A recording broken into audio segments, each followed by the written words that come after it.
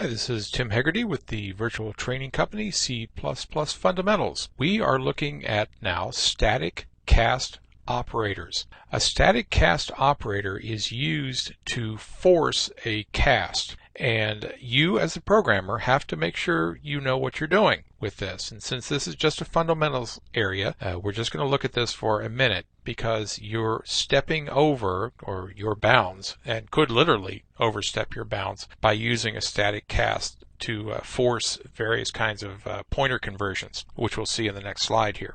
But first of all, let's just say that we have a little bit of a program here that is going to allow us to show static cast operators. So here we have a character ch, an integer I, a float f, and a double. So we can do a static cast, and you can see we're going to cast a char, and that's of I. So we're going to take this integer I and we're going to force it to a character and put it into ch. And a static cast does not do any kind of runtime checking or anything else to make sure that this is sensible or legal or even possible. So you're on your own when you use these. And here's another one. We're going to static cast to a double from a float. So we have double inside the less than greater thans, and we're going to take our float, cast it to a double, and here we're going to do a static cast of a byte, and you can see we have a new type there, which we did in a type def, so that's just an unsigned character. So we're going to take ch, which is our normal character, and force it with a static cast into I, and that will be an implicit cast there, which we've seen in other parts of our tutorial, but rather than the forced static cast.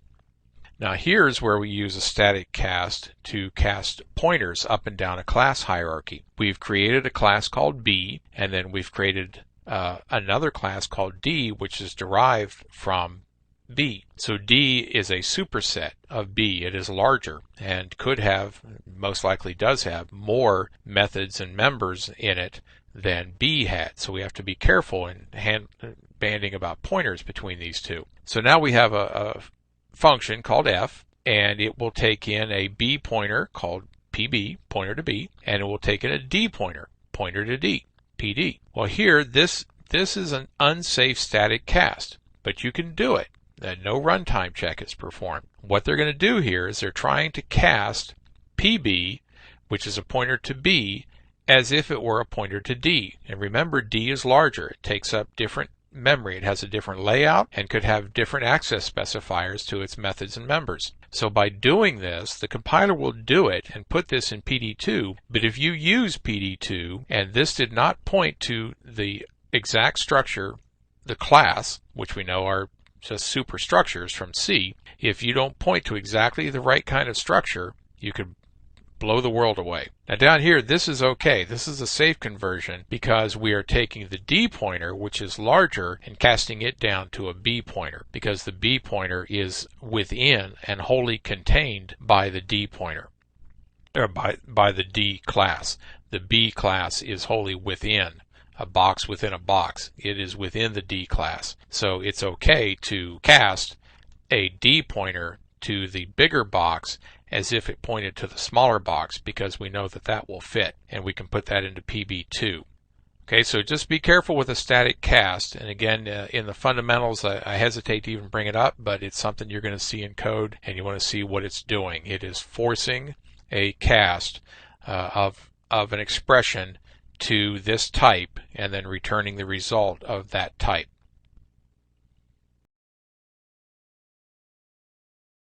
This is Tim Hegarty with the Virtual Training Company. We're doing C++ fundamentals videos here, and we are now taking a look at dynamic cast operators. And in this case, we're looking at something called an upcast. Now, we already took a look at static cast operators, which we understand now are type conversions, casting, that are explicit. They're provided by the programmer, and there's no type checking going on. There's no runtime checking going on to make sure that it's a valid, sensible thing to do. This dynamic cast operator requires runtime checking to be enabled when you're compiling, and it will perform the runtime check to make sure we don't do something silly. So here we have a class B, and we have a new class C, which is derived from class B.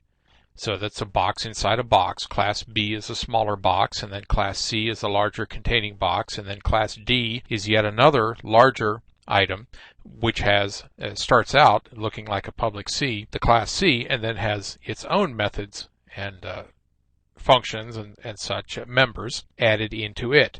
So we're building a hierarchy here of B to C to D. Now in our function here, our void F, it is going to receive in a D pointer called PD, pointer to D. If we want to make a new C pointer, so that's the smaller class, fits inside a D, PC equals a dynamic cast to C pointer of a PD. That's okay because we're doing an upcast. We're moving from the larger box to a smaller box, and that is sensible.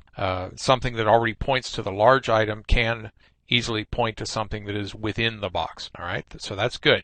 Now here we're doing a B star, and that's a pointer to B. We want to make a new pointer to B, and we're going to cast a B from a PD, from a pointer to D. So we're making yet a smaller box. We're using a pointer to the larger outer class D, the derived class, which was derived from C, which was derived from B, which is the base class back here. And this is also okay because B is an indirect base class, because we've worked our way back up the chain to get to the uppermost base class. So that works as well, and the compiler has protected us.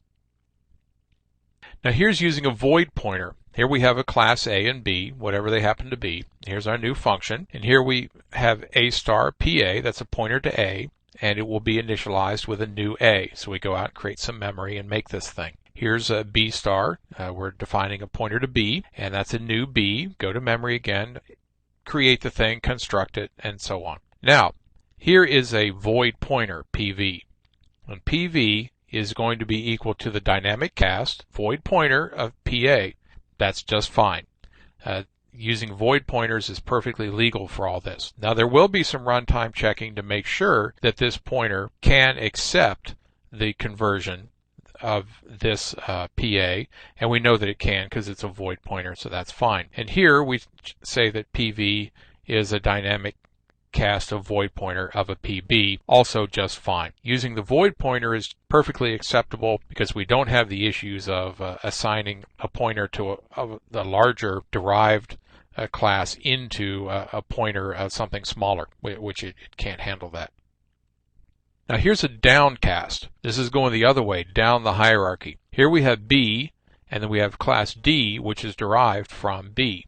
So D is the larger one, the containing class, and the derived, and B is the smaller. So here we make a new pointer to B, is a new D. Now that's not very clear, but it's all right. So we make this new D class and put it into PB, or the address of it into PB. And here PB2 is we make a new B class, a new base class, and assign its address into PB2.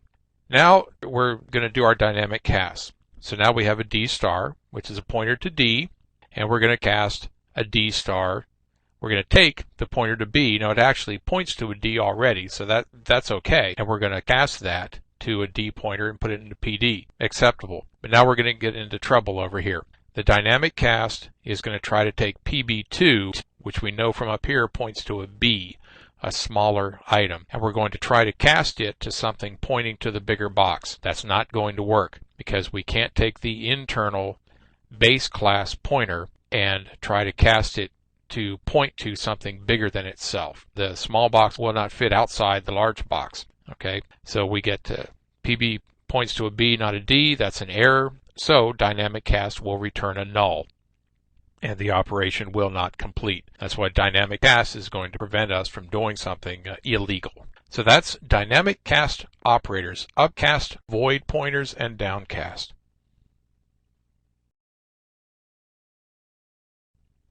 This is Tim Hegarty with the VTC C++ Fundamentals. I want to wrap up our conversation on operators here by looking at the C-style cast operators and confirming that they are still there in C++.